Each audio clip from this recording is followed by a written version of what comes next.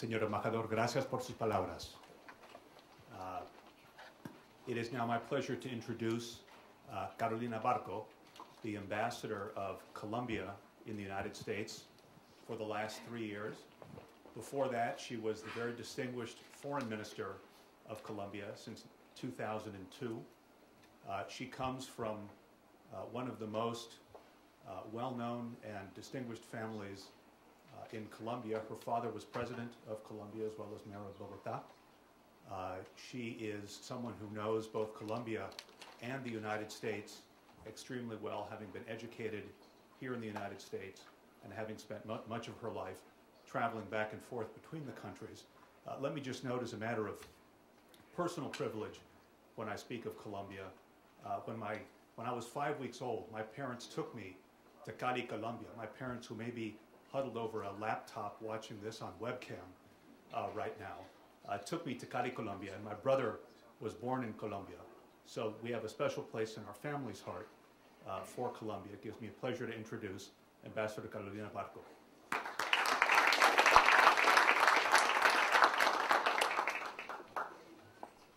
Well, that is a very, very warm welcome. And thank you very much, Nelson. And I want to thank Mr. Andres Ramirez, also the Vice President for the Hispanic Programs of the New Democratic Network, for inviting me today to be part of this briefing. I'm going to talk about Colombia in the framework of the summit and how we think that this is a summit which comes at a very exciting time where there will be new leaders, and among the leaders, President Obama will hold a very special position. There's great excitement, there's great support, and we're very excited by the fact that President Obama is talking about how he wants to work with the region on the issues that have been framed. This fifth summit is supposed to address securing our citizens' future by promoting human prosperity, energy security, and environmental sustainability. But we all know that it's this very critical time. The economic issues will also be on the table because this will be of main concern to all of the leaders, as it is the main concern of President Obama here. And if the American economy can start moving, we know our economies will be moving as we have a very interrelated world, so that we all wish to see our economies now starting to move forward. It'll be very interesting at this time also to hold this summit when we feel that the region has reached a higher level of maturity, I don't know if that's the right word, but of development, where we are already helping each other and defining different structures in order to address different issues, so that when President Obama invites us to work together, that he wants to work with the region, we have a series of regional, very important regional institutions and sub-regional institutions that have already started to working, and so I think this will be the possibility for us to continue to work not only north-south, but south-south very strongly, as we have already been doing, for example, in Haiti, where the Brazilian, the Chilean, and many of our countries are there helping, and there are many other examples where we're working together. The economic growth and the fact that we're in this financial crisis becomes fundamental because we know that economic growth, or the lack of it, is totally interrelated with poverty, the first issue of that will be addressing the summit. It will be more difficult to attain the goals agreed at the Millennium Summit, especially that of the reduction of 50% of the proportion of people living in extreme poverty by 2015, given our economic downturns. But this means that we have to make an even greater effort. In his campaign, President Obama unveiled the plan to double the United States annual investment for foreign assistance from $25 billion in 2008 to $50 billion by the end of his first term, and to help fund debt cancellation for the heavily indebted poor countries. These kind of initiatives represent a great commitment of this new administration to developing countries. But in this endeavor, we think we need to work with the existing institutions as well as with our sub-regional organizations. And in this place, we think that the World Bank and the Inter-American Development Bank play a very important role. In most of our countries, the Inter-American Development Bank is the most important bank that funds our development programs. And we found that in these last few years, the Inter-American Development Bank has had an important impact when we've had specific crises, such as the food crisis in the first half of this year and in the international crisis right now.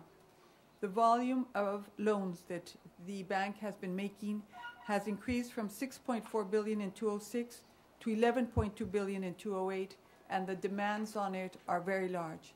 That is why this is one of the issues that we will be discussing, that our central bankers or our ministers of finance, depending on our countries, will be discussing this week in Medellin at the annual meeting of the IDB.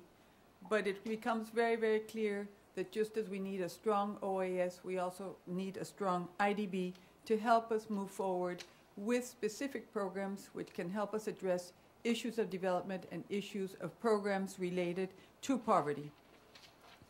Also, as we look at the ways of improving people's poverty, and I think there's a lot to be learned from one another. And I would like to give as an example, for example, Brazil's Bolsa Escola. It was a program that Brazil started with subsidies for children to keep them in school. Colombia picked up on this issue, and we now have a program called Families in Action, and Mexico has one called Oportunidades. And we have built on the knowledge of the programs in one country and the other, and have also adjusted them to our needs. In the case of Colombia, we have added elements that require that these children receive inoculations, and we've put in nutritional elements and microcredit for the families, for the head of household, which in most cases are women, so that we can move from subsidies to a self-sustained household. And here we have examples that we can pick on and work on together, and where, once again, we see this good interrelationship between our regional programs and our regional institutions. For example, Colombia will be receiving 1.2 billion from the World Bank for this program, and it is the World Bank that gives oversight to the program to make sure that it is effective. So once again, I think we can work together and work very well with our institutions to move forward. Another way to fight poverty is to create jobs. That's a very strong way to do so. So as we look at the different ways to make our economies turn around, I think more and more there's the understanding that trade has been very important in the growth of our economies and in the growth of the economy here in the United States. It's a very difficult issue, but if you look at it closely, if you look at the statistics, not at the factory that was closed down, but all of those jobs that were created in small and medium businesses, which are the strength of the United States, trade has been very, very important. And trade is very important in our region. In fact, our region has been moving forward in creating very strong ties. We have an agreement between Mercosur and the CAN.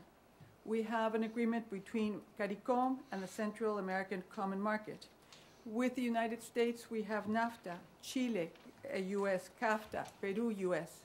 So that when we look at the trade agreements that are pending, Panama and Colombia, they fit in right into this new way of relationships in the region that has to do with strengthening our ties in trade. That's why it's very interesting that President Lula, who believes in trade but is much more multilateral, would like to see Doha move ahead, when he was here last week, said to President Obama, that he was very interested in seeing the Colombia free trade agreement move forward, as well as the Panama, because this is another way of strengthening our region, and so we think that this is another area where we need to continue to work together and to work on those interrelationships. Then there are the other two areas of energy and of climate, which have been signaled as areas to work on in this summit. In energy becomes not only necessary but imperative, and is also very related to poverty. Countries are having to spend on energy money that they would have spent on investment in poverty. So that as we work together to look at the sources we have among ourselves and looking for ways to provide energy to those countries that are energy deficient. We have ways to seek different alternatives. And once again, we can learn from the example of Brazil, who is a world leader in biofuels. Colombia is learning from Brazil, and we are now creating ethanol plants, but we are also working in biofuels.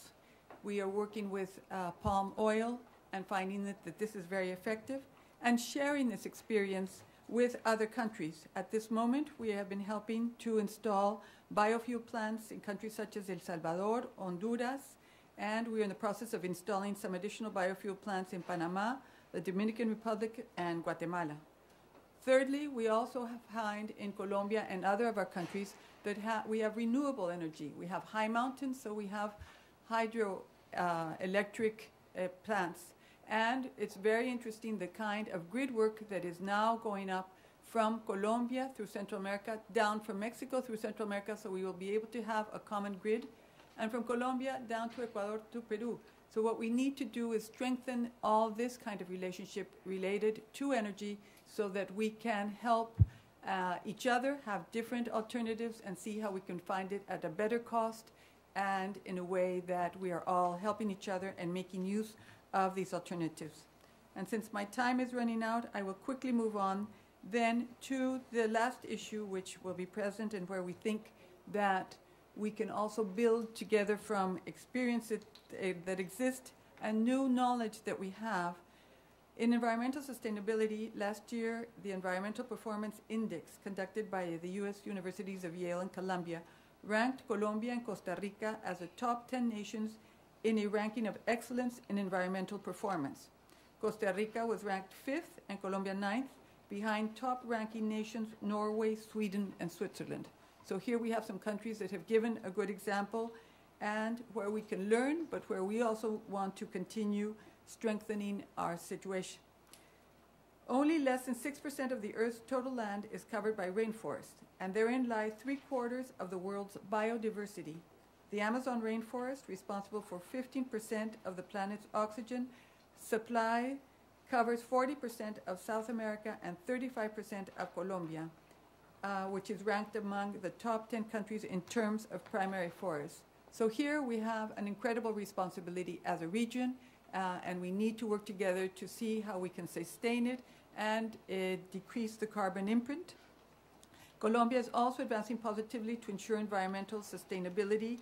More than 30,000 hectares have been reforested in recent years, and more than 1 million hectares have been incorporated into our national system and natural parks. And just to end, I think another area where we need to work, and is an aspect that is not so present many times when we talk about drugs, the drug problem is creating an environmental problem, because for every hectare of forest that is cut down to plant drugs, we are cutting down 4 hectares of forest, and these are not very rich lands, so we're constantly moving ahead.